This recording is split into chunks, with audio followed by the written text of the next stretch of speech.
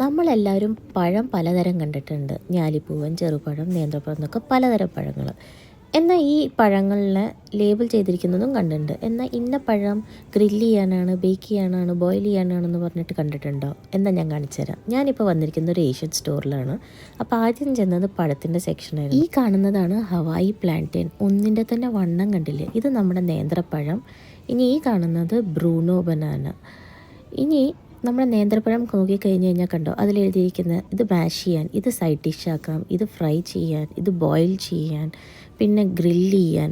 അങ്ങനെ ഓരോ പഴവും ഇതിലുള്ള ഓരോ പഴത്തിനെയും അങ്ങനെയാണ് അവർ ലേബിൾ ചെയ്തിട്ടുണ്ടായിരുന്നത്. ഇതെല്ലാം കൂടാതെ ഈ ചൈനീസ് കോളിഫ്ലവറും ചക്കയും ഒക്കെ ഉണ്ടായിരുന്നു. ഞാൻ വാങ്ങിയത് നമ്മുടെ പഴത്തുനിന്ന് ബോയിൽ ചെയ്യാൻ പറ്റിയതാണ്. അത് നമ്മൾ വെള്ളത്തിലിട്ട് നന്നായി പുഴുങ്ങിയെടുത്ത് അതിനെ ഇങ്ങനെ ഉടച്ച് പപ്പടവും കൂടി കൂട്ടിക്കുഴച്ചിട്ട് ഇങ്ങനെ കഴിക്കാൻ എനിക്ക് ഭയങ്കര ഇഷ്ടമാണ്.